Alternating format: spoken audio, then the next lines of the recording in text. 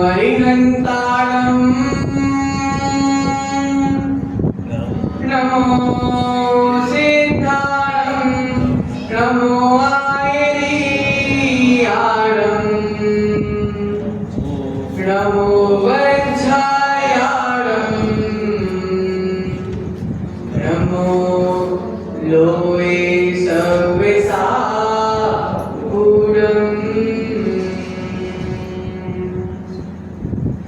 मेरे पवित्र मन में गुरुदेव आओ।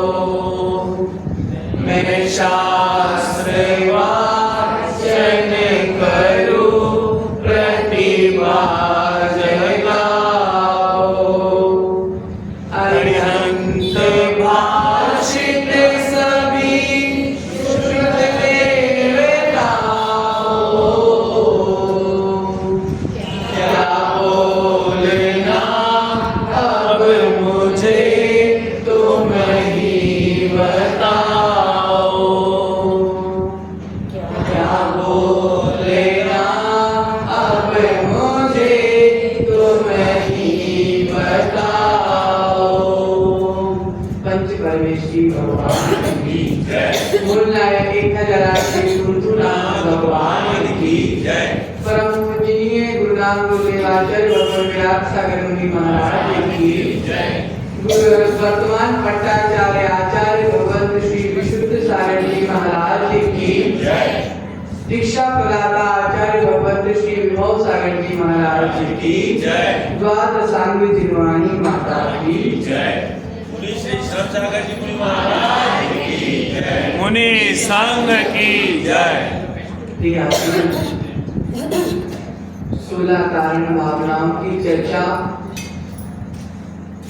चल रही थी और आज हम दो भावनाओं को एक साथ जानेंगे, अर्थात बहुश्रुत भावना एवं प्रयोजन भावना। ये दोनों भावना एक दूसरे से जुड़ी हुई। प्रियात्मन, एक पिता ने पुत्र से कहा कि बेटा जाओ बाजार से फल खरीद के ले आओ। पिता ने पुत्र से बोला कि बाजार से फल खरीद के ले आओ। पुत्र बाजार से फल खरीद कर लाया और लाकर अपने घर में रखा। इत्तेफाक से उसी दिन उसके घर में एक संत आ गए और उसके पिता ने वह फल संत को खिला दिए। फिर संत ने जब फल खा लिए तो पिता ने बोला कि ले बेटा तू भी प्रसाद खा ले। क्या बोला? तू भी प्रसाद खा ले। पुत्र सोचने लगा अभी तो ये फल थे, अब ये प्रसाद कैसे बने? क्या सोचा पुत्र ने? मैं जब इन फलों को बाजार से खरीद कर लाया तो ये मामूली फल थे, अब ये प्रसाद कैसे बन गए? पिता ने उत्तर दिया जब ये फल हमारे उपयोग के लिए आए थे तो ये फल थे, अब ये संत का स्पर्श हो चुका है तो ये प्रसाद। आराध्य के स्पर्श से फल भी प्रसाद बन गए। मात और मात्र महिमा भक्ति की है, श्रद्धा की है। जब उन फलों के साथ श्रद्धा जुड़ गई तो वह फल भी प्रसाद बन गए। वैसे ही ये मन भी हमारा फल है, फल, मात्र फल। आचार्य भगवंत प्रसाद का मतलब बताते हैं प्रसन्नता। प्रसाद का मतलब प्रसन्नता। हमारा मन भी एक फल है। जब हमारा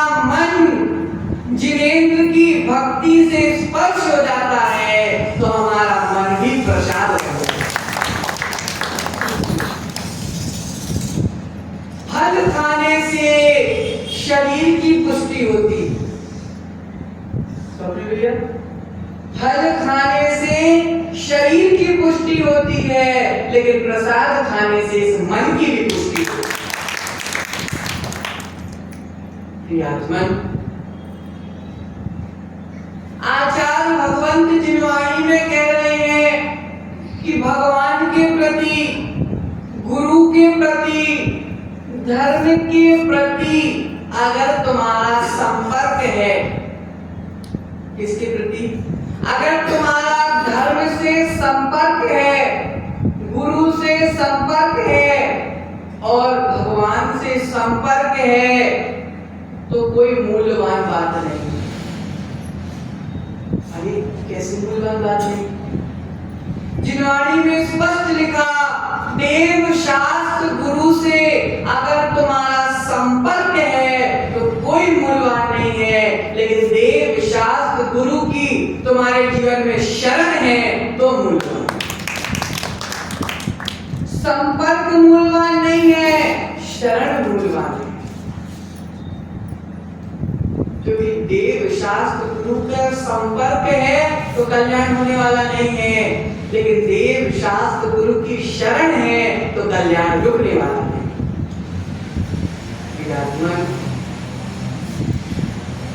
आज हम बहुश्रुत भावना के बारे में जान रहे हैं, तो प्रश्न आता है कि बहुश्रुत कौन?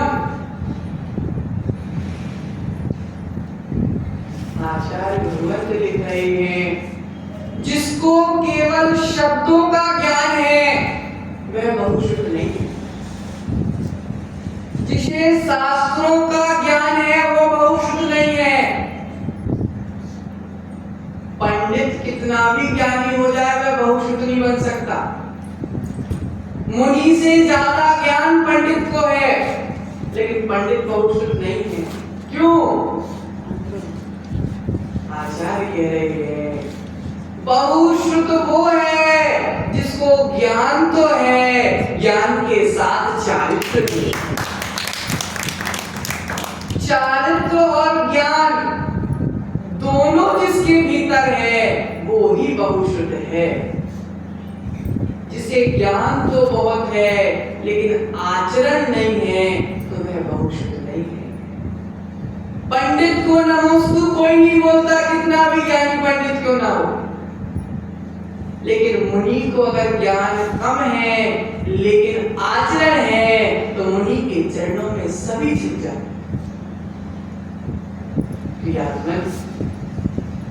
आचार्य भगवंत ने गाथा दे दी बहुश्रुत के ऊपर। क्या गाथा दे दी? जोड़नत्य जुत्तो नित्यम धम्मो वैसणे नियतो सो वज्जाओ अप्पा जदि रखा सहो नमो तस्स। क्या कह रहे? जो रत्नत्रय से युक्त है, जो नित्य धर्म उपदेश में संलिप्त लगा रहता है, जो पूरे दिन धर्म उपदेश में लगा रहता है, उनका नाम है उपाध्याय। क्या नाम है? उपाध्याय। और उन्हीं उपाध्याय को नमस्कार किया। अर्थात यहाँ उपाध्याय मात्र की चर्चा नहीं है। जो साधु ज्ञानवान है वो भी बहुश्रुत है, जो उपाध्याय ज्ञानवान है वो भी बहुश्रुत है, जो आचार्य ज्ञानवान है वो भी बहुश्रुत है, क्योंकि ज्ञान भी है और आचरण भी। देखा जाए प्रतिभा भाभी, द्वादशांग के ज्ञाता तो देव भी होते हैं। अहमेंद्र इंद्र को द्वादशांग का पाठी कहा गया है। लोकांतिक देवों के लिए 14 पूर्वों का ज्ञाता कहा गया है। तो क्या वो भी बहुश्रुत हो गए? क्यों? 14 पूर्व के ज्ञाता आचरण नहीं है। जिनवाणी यही कह रही है, ज्ञान भी जरूरी है और ज्ञान के साथ संयम भी जरूरी है। देवों को कितना भी ज्ञान हो जाए, लेकिन संयम के अभाव में कोई वैल्यू नहीं, कोई इज्जत नहीं। क्यों? संयम नहीं। ज्ञानी को बहुश्रुत नहीं कहा गया, ज्ञानी को बहुश्रुत नहीं कहा गया। ज्ञान के साथ चारित्रवान को बहुश्रुत कहा गया, क्योंकि जिनवाणी में लिखा ज्ञान की पूजा नहीं है, ज्ञान की पूजा नहीं है। जब ज्ञान के साथ चारित्र है तभी पूजा है।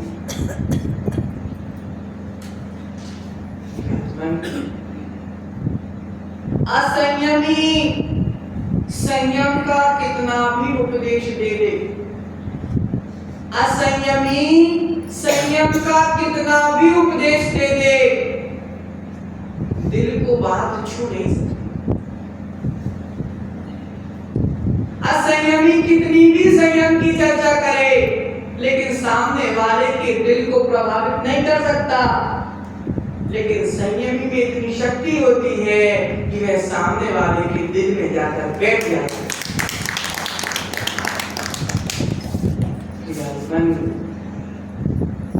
असंयम पंडित, असंयमी पंडित कहलाता है, असंयमी पंडित कहलाता है, लेकिन संयमी संत कहलाता है।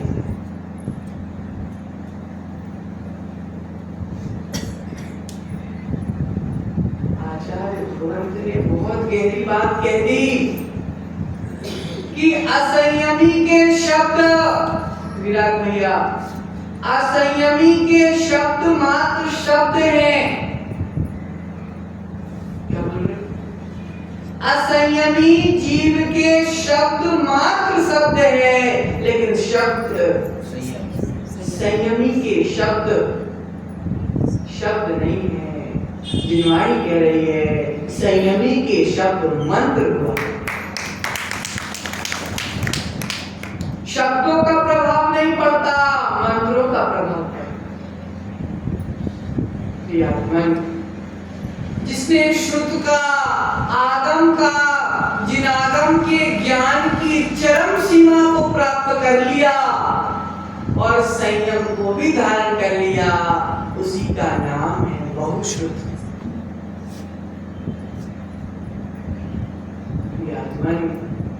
ज्ञान का फल अगर कुछ है तो आचरण। जहर खाने से प्राण निकल जाएंगे, ज्ञान है, लेकिन जहर को नहीं खाना आचरण। जहर नहीं खाना चाहिए, ये तुम्हारा ज्ञान है, लेकिन सामने जहर आ जाए और तुम उठाकर ना खाओ, वह आचरण है। उसी प्रकार जीवन में असंयम नहीं होना चाहिए, ज्ञान है, और जीवन में संयम आ गया तो आचरण है। बहुश्रुत भावना। उनके ऐसे मुनिराजों के लिए नमस्कार किया जो मुनिराज स्वयं पढ़ते हैं और अन्य मुनियारिकाओं को पढ़ाते हैं, जो स्वयं का कल्याण कर रहे, साथ ही साथ अन्य साधुओं का भी कल्याण कर रहे। मुनिवर पढ़े पढ़ाते हैं, उपाध्याय कहलाते। ऐसे ज्ञानवान चारित्रवान की विनय करना बहुश्रुत भावना। बहुश्रुत भावना के बारे में जाना हमने। अब उसी से जुड़ी जुड़ी प्रवचन भावना, प्रवचन भावना को भी आज ही जानेंगे।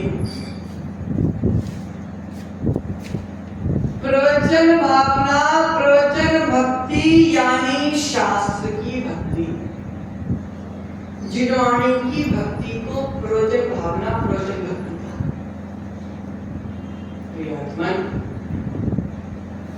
रोज जिनवाणी के सामने अर्घ चढ़ाना, रोज जिनवाणी पे नए नए कवर चढ़ाना, समय आने पर जिनवाणी को धूप दिखाना, यही शास्त्र भक्ति है क्या? यही प्रवचन भक्ति है क्या? शास्त्रों में लिखा यह तो उसका ऊपरी रूप है, वास्तव में तो जिनवाणी के हिसाब से चलना प्रवचन भक्ति। खूब कवर चढ़ा दिया और ताले में रख दिया, हो गई भक्ति हमारी? नहीं प्रियात्मन, शास्त्र भक्ति का मतलब है जो प्रवचन है, जो जिनेंद्र भगवान के वचन है, जो जिनवाणी है, उसकी सच्चे दिल से भक्ति करना, अर्थात जिनवाणी को जीवन में लाना प्रवचन है।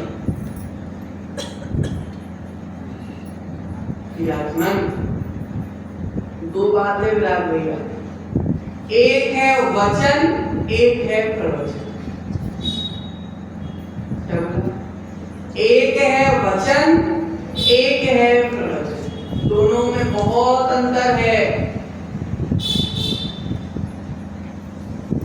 जो वचन है वो तो सामान्य बात है, और जो प्रवचन है अर्थात जो प्रकृष्ट वचन है, कल्याणकारी वचन है, उसका नाम है प्रवचन।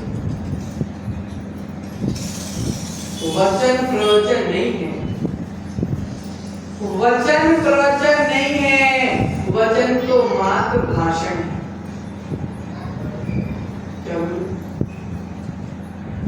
वचन प्रवचन नहीं है, वचन तो मात्र भाषण है। प्रवचन अलग है और भाषण अलग है, दोनों में बहुत अंतर है। लेकिन अंतर कैसा? जो मुख से बोला जाए, जो मुख से बोला जाए वो वचन,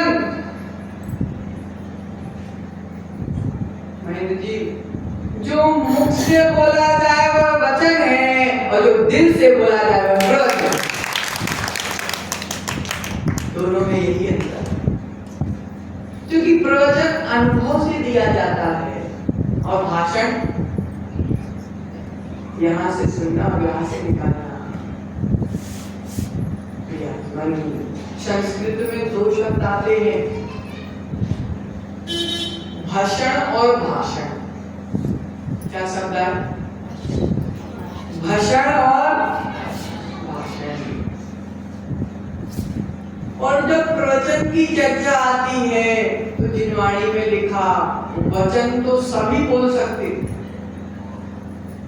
वचन तो सभी बोल सकते, लेकिन प्रवचन जिसके जीवन में संयम है मात्र वही दे सकता, उसी को आज्ञा है प्रवचन देने की जिसके जीवन में संयम है। अपन चर्चा चल रही भाषण और भाषण, संस्कृत के दो शब्द हैं। तो भाषण का मतलब कुत्ते का भौंकना भाषण है, कुत्ते का भौंकना भाषण है, और आदमी का भौंकना भाषण है।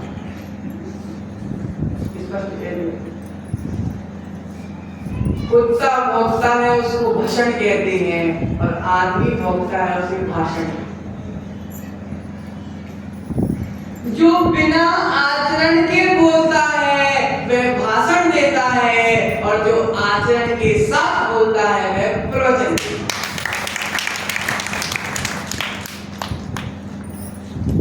क्योंकि प्रवचन क्या है?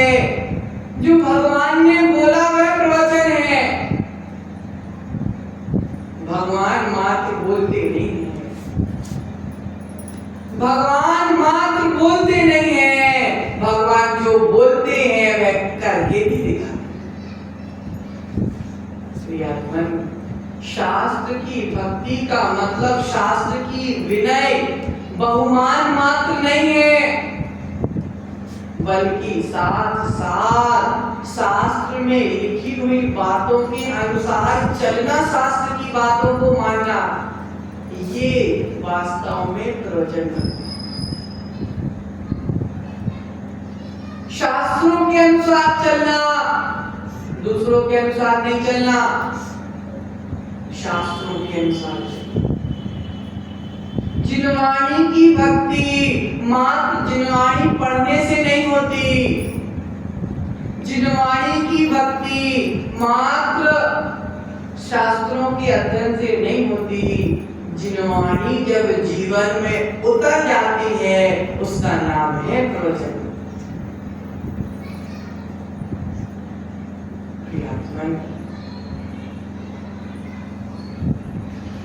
सड़क में व्याग दिया, बोर्ड लगे रहते हैं, धीरे चलो, आगे घाट है, आगे ब्रेकर है, धीरे चलो, तो गाड़ी की स्पीड अपने आप कम हो जाएगी। अगर रोड में इंडिकेशन मिल गया तो गाड़ी की स्पीड कम हो जाएगी। जिनवाणी कह रही है रोड में एक्सीडेंट हो गया तो एक भाव खराब हो, रोग में एक्सीडेंट हो गया, मर गए, एक जन्म खराब हुआ। लेकिन अगर मोक्ष मार्ग में एक्सीडेंट हो गया तो जन्म जन्म खराब। रोड में इंडिकेशन के हिसाब से चलोगे तो एक्सीडेंट होने वाला नहीं है। उसी प्रकार मोक्ष मार्ग में जिनवाणी के अनुसार चलोगे तो मोक्ष मार्ग में एक्सीडेंट होने वाला है।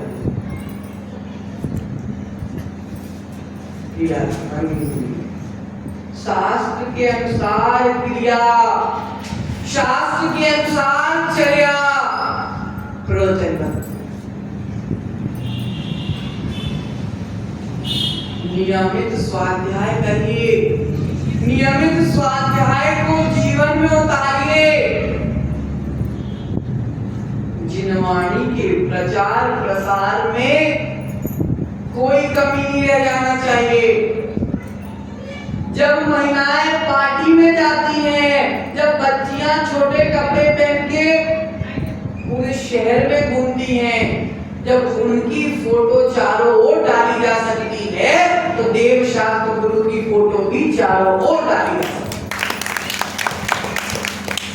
जहां मर्यादा की हीनता हो रही है, जहां मर्यादा नष्ट हो रही है, उसका तो बहुत प्रचार प्रसार हो रहा है। और जहां पर मर्यादाओं को जीवन में उतारा जा रहा है, क्या उसका प्रचार प्रसार नहीं करना चाहिए?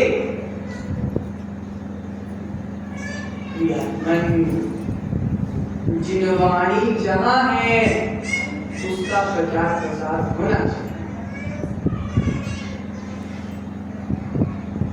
क्योंकि यहां पर स्पष्ट कह दिया जो जीव जिनवाणी का प्रचार प्रसार करता है, जो जीव जिनवाणी को सुनता है, जो जीव दूसरे की जिनवाणी सुनने का निमित्त बनता है, वह जीव एक दिन केवल ज्ञान को प्राप्त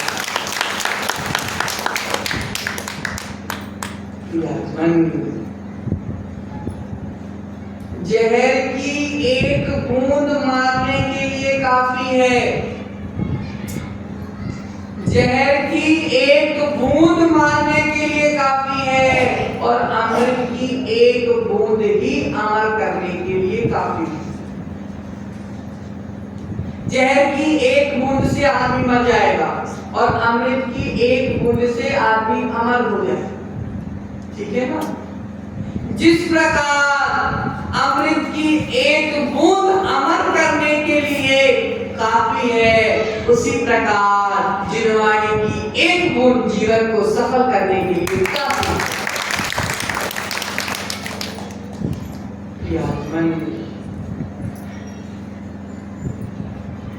पंडित जगन मोहन लाल जी शास्त्री, नाम सुना सभी? सिद्धांत शास्त्री। उनकी एक बहन थी, वह बहन ज्यादा पढ़ी लिखी नहीं थी, हिंदी भी नहीं आती थी पढ़ना, लेकिन वह बहन धवला जी के ग्रंथ कषाय पाहुड़ आदि ग्रंथों की संस्कृत टीका खोल के बैठती थी। हिंदी भी पढ़ना नहीं आती थी राजू भैया, लेकिन प्राकृत की संस्कृत की टीकाएं खोल के पढ़ती थी। पंडित जी बहुत मजे लेते थे, तुमको हिंदी पढ़ना तो आती नहीं है, तुम क्या प्राकृत पढ़ोगी, तुम क्या संस्कृत पढ़ोगी, खोल के बैठी हो बस। बहन ने जो जवाब दिया, बहन ने एक ही जवाब दिया कि नीचे हिंदी तो तुम पंडितों ने लिख दी, नीचे की हिंदी तो तुम पंडितों ने लिख दी, मुझे पंडित को नहीं पढ़ना, मुझे तो आचार्य को पढ़ना। संस्कृत की टीका, प्राकृत की टीका आचार्यों ने लिखी, भगवान ने बोली और आचार्यों ने लिखी, तो हमको आचार्यों को पढ़ना है। मुझे समझ में आए या ना आए, मेरा उसको पढ़ने मात्र से कल्याण। इसलिए ध्यान रखना, पंडितों की पुस्तकें, पंडितों की गाथाएं, पंडितों की पूजाएं, पंडितों की आराधनाएं और पंडितों के विधान जितने जो कुछ भी हो, ज्यादा इंटरेस्ट नहीं लेना। जो स्वयं असंयमी है वो क्या संयम का रास्ता बताएगा हमको? जो स्वयं संसार में डूबा हुआ है वो क्या हमको संसार से निकलने की बात बताएगा? इसलिए पंडितों से दूर हो जाना। हमें तो आचार्यों की मानना है। आचार्यों ने जब लिख दिया तो हम दूसरे के पास क्यों जाए? इसलिए हम लोग हमेशा आचार्यों की कृतियों को ही बहुमान देते हैं, पंडितों की कृति छूते भी नहीं।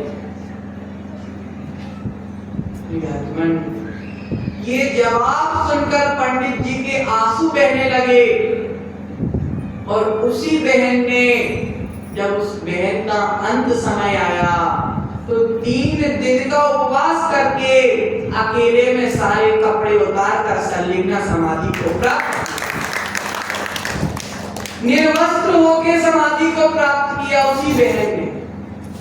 पंडित जी अपने प्रवचन में ये प्रसंग कई बार बोलते थे, हमें याद आ गया। आचार्यों की कृतियों का बहुमान, यही प्रवचन है।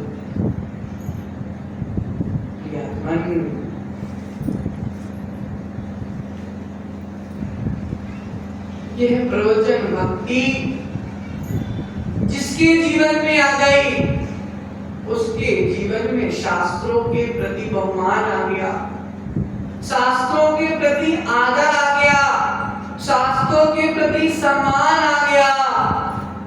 और शास्त्रों के प्रति सम्मान आ गया तो शास्त्रों को लिखने वाले मुनिराजों के प्रति सम्मान आ गया, और मुनिराजों के प्रति सम्मान आ गया तो उस वाणी को बोलने वाले जिनेंद्र भगवान के प्रति सम्मान।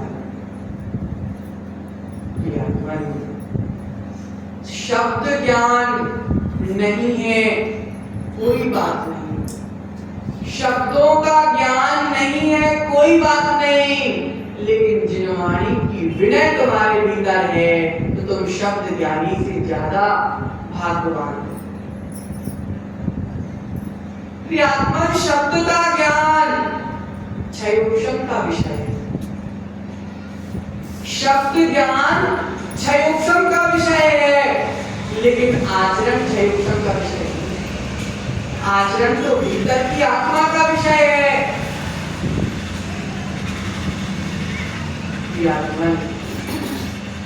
कबीरदास ने लिख दिया, पढ़ पढ़ कर पथरा भये। क्या लिखा? पढ़ पढ़ कर पथरा भये, लिख लिख कर भये ईट। अंतर धारा प्रेम की लगी नहीं कोई छींक। खूब पढ़ लिया लेकिन भीतर में प्रेम नहीं आ पाया तो क्या पढ़ने का मतलब? भीतर की कषाय नहीं जा पाई तो कितने भी बड़े ज्ञानी हो गए, क्या मतलब? सामने तुम अभिषेक करते हो, सामने तुम पूजन करते हो, सामने तुम साधुओं को आहार देते भीतर में गंदगी भरी है तो क्या मतलब? अभिषेक का गंधोदक लगाया हमने, कर्म मल धुल जाए मेरे। गंधोदक लगाया, कर्म मल धुल जाए मेरे, और भीतर की दशाएं नहीं धुल पाई। क्या मतलब हुआ? खूब जिनवाणी का ज्ञान ले लिया, लेकिन एक दूसरे के प्रति राग रह गया, एक दूसरे के प्रति द्वेष रह गया, एक दूसरे के प्रति हीन भावना रह गई। दूसरे तो क्या, भाई भाई के प्रति हीन भावना, माँ बाप के प्रति हीन भावना, सारी जिनवाणी एक तरफ रखी रह गई। ये नहीं है प्रयोजन भावना, ये नहीं है प्रयोजन भक्ति। पढ़ने का औचित्य क्या हुआ? हमारे भीतर समता नहीं आ पाई, हमारे भीतर शांति नहीं आ पाई, हमारे भीतर सामने वाले के प्रति प्रेम नहीं आ पाया। क्या मतलब हुआ शास्त्रों का पढ़ने का? प्रियात्मन, एक बार एक राजा, उसने देखा कि राज्य का कोष जो है वह कम होता जा रहा, राज्य का कोष कम होता जा रहा। तो राजा ने मंत्री से बोला, सारे मंत्रियों को बुलाया कि भैया ये राज्य का कोष कम क्यों हो रहा है? राज्य की प्रजा टैक्स नहीं दे रही क्या? मंत्री ने बोला, राजा राज्य का प्रत्येक व्यक्ति पूरा पूरा टैक्स दे रहा। तो राजा ने बोला, फिर ये कम क्यों नहीं हो रहा, कम क्यों होता जा रहा है कोष? मंत्रियों ने विचार किया, मंत्रियों ने बोला कि हम इसका उत्तर कल राज दरबार में देंगे। राज दरबार लगा, सैकड़ों मंत्रियों की लाइन लग गई। अब राजा ने बोला, भैया दो उत्तर। तो इतनी बड़ी बर्फ की सिल्ली, बर्फ की सिल्ली जानते? इतना बड़ी बर्फ की सिल्ली सबसे पीछे खड़े मंत्री को दे दिया और बोला, आगे आगे आगे आगे देते जा। देते गए, उसने पीछे और आगे और आगे और आगे और आगे, जब तक वह राजा के पास पहुंची तो सिल्ली बची कितनी बची? राजा ने बोला, ये कैसा मजाक, इतना सा बर्फ को टुकड़ा दिया तुमने? मंत्रियों ने बोला, आपको उत्तर चाहिए था, उत्तर मिल गया।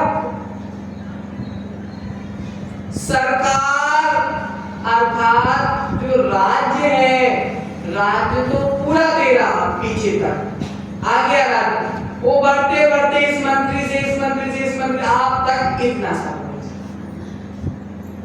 उसी प्रकार भगवान ने हमको इतनी बड़ी बर्फ की सिल्ली दे दी अपनी वाणी के माध्यम से। जिनेंद्र प्रभु ने दिव्य ध्वनि में इतनी बड़ी बर्फ की सिल्ली दे दी, अब पहुंची गणधर तक, गणधर ने झेली, अब गणधर ने आगे बढ़ाई, पहुंची आचार्यों तक, आचार्यों ने लिखी और आगे बढ़ाई, बढ़ते बढ़ते बढ़ते बढ़ते आज हमारे सामने इतनी सी बर्फ की टुकड़ा। जिनवाणी इतनी मिली, लेकिन काल के प्रभाव से पंचम काल तक जिनवाणी इतनी सी बची। अब इतनी सी बची और इतने में भी हम ले नहीं पा रहे हैं। आचार्य कह रहे हैं, लूट लो, जितनी जल्दी और जितना ज्यादा लूट सको लूट लो, नहीं तो बाद में रोने के अलावा कोई ऑप्शन नहीं, कोई तरीका नहीं रोने के अलावा। प्रियात्मन, जिनवाणी ना पढ़ पाओ कोई बात नहीं, जिनवाणी का स्वाध्याय तुम नहीं कर पा रहे हो कोई बात नहीं। हमारा सौभाग्य है कि पंचम काल में हमारे सामने ऐसे ऐसे गुरु हैं जो बिना पढ़े हमको जिनवाणी परोस रहे हैं। अब परोस रहे हैं, एक जन ने तुम्हारा निमंत्रण किया, सब कुछ तुम्हारे मन पसंद का, जो मिठाई पसंद वो बनाई, जो सब्जी पसंद वो सब्जी बनाई, सामने सोने की थाली लगा दी, तुम्हारे मनपसंद की सब्जी, तुम्हारे मनपसंद की रोटी, सब मिठाई सब लगा दिया और परोस दिया, फिर भी तुम नहीं खाओगे तो पेट कैसे भरेगा? फिर भी तुम नहीं खाओगे तो पेट कैसे भरेगा? उसी प्रकार वर्तमान में हमारे गुरु तुम्हें जो पसंद है सब परोस दिया, मां तो तुमको खाना है, नहीं खाओगे तो कल्याण कैसे होगा? जिनवाणी परोस दी, अब हमको खाना तो पड़ेगा। भाग्य से जिनवाणी सुनने मिल गई, लेकिन जीवन में उतारने का पुरुषार्थ तो हम ही को करना पड़ेगा ना। आत्मा की प्रवचन भावना प्रवचन भक्ति यही कह रही कि जिनवाणी के अनुसार चलो, जिनवाणी के अनुसार जीवन को ढालो। जिनवाणी के खिलाफ चलोगे, जिनवाणी के खिलाफ चलोगे तो देखना एक दिन इतने ऊपर से गिरोगे कि बाद में उठने के योग्य भी नहीं बचोगे। जिनवाणी के हिसाब से चलोगे तो चढ़ते जाओगे, चढ़ते जाओगे, चढ़ते जाओगे, श्रेणी चढ़ते जाओगे, चढ़ते जाओगे, चढ़ते जाओगे, और चढ़ने के बाद जिनवाणी के विपरीत चले तो ऊपर से अब सीढ़ियों से नहीं उतरोगे, सीधे ऊपर से गिरोगे और हाथ पांव टूट जाएंगे। और हाथ पांव टूट गए तो बाद में चलने लायक भी नहीं बचोगे। फिर कर्म का उदय, कर्म का उदय, फिर बनो अंधा, फिर बनो गूंगा, फिर बनो विकलांग, फिर बनो एक इंद्री, दो इंद्री, तीन इंद्री, चार इंद्री। एक श्वास में फिर 18 बार मारो और 18 बार जियो। नरक में गरम गरम तेल में तलो, शरीर के हजार हजार करोड़ करोड़ टुकड़े करो, भूख लगने दो, एक बूंद पानी नहीं, एक बूंद अनाज नहीं, रो, रोते रहना, फिर कोई देखने वाला नहीं है। क्यों? क्योंकि जिनवाणी ने जब तुम्हें सहारा दिया, तुमने जिनवाणी का दुरुपयोग किया।